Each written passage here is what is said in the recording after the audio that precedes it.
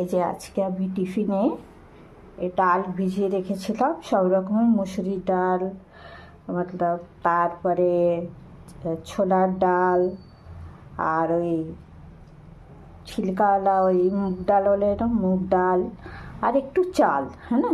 চালটা সেজন্য দেয় একটু ক্রাঞ্চি হওয়ার জন্য, হ্যাঁ না, একটু নরম নরম না হয়। এই যে এটা ভিজিয়ে রেখেছি এখন, কালকে রাত্রে, এখন দেখেন ফুলে এক বাটি হয়ে গেছে। আর এর মধ্যে দেবো এই যে রসুন আর এই লঙ্কা। আপনারা যদি বেশি ঝাল খান তা বেশি দেবেন, আর কম ঝাল খান কম দেবেন, এরকম। আর কিছু না, রসুন, লঙ্কা আর নুন, বাস এইটা দিয়ে, হ্যাঁ না। তো এইটাকে এখন আমি মিক্সিতে গ্রাইন্ড করব, তারপরে যখন বানাবো আপনাদের দেখাবো।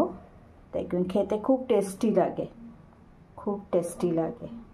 আমি একটু কিছু নতুন নতুন রেসিপি বানাই, আমি বলি না, এরকম একঘেয়ে কিছু জিনিস খেতে খেতে খেতে ভাল লাগে না। ওই রুটি পরোটা এরকম ঠান্ডার দিন খুব বেশি ভাল লাগে। এর সঙ্গে এ দেখেন এই হয়ে গেল, গ্রাইন্ডার করে দিয়েছি এরকম, বেশি পাতলা না, এরকমই রাখতে লাগে।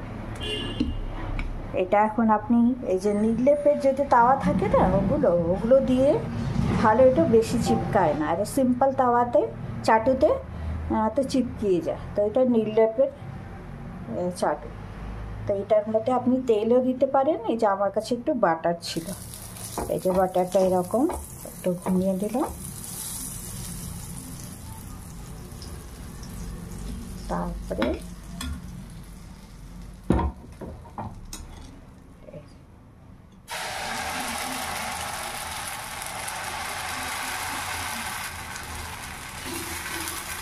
ছোট বড় কোনো সাইজ, আর চাটুর সাইজে বানাবেন তো পুরো 2 চামচ দেবেন।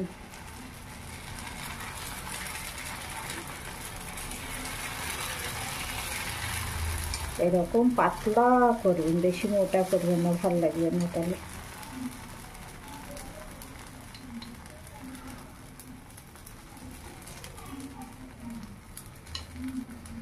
এর যে আবার হয়ে গেছে দোসাটা, এই দেখেন কত সুন্দর লাগছে। আমি টমেটো সসই চাটনিটা বানাবো না এখন, এই টমেটো সসের সঙ্গেই খাবো। দেখেন আপনারা বানালেও আমার এই ভিডিওটা দেখে বানাতে পারেন, খুব ভাল লাগে।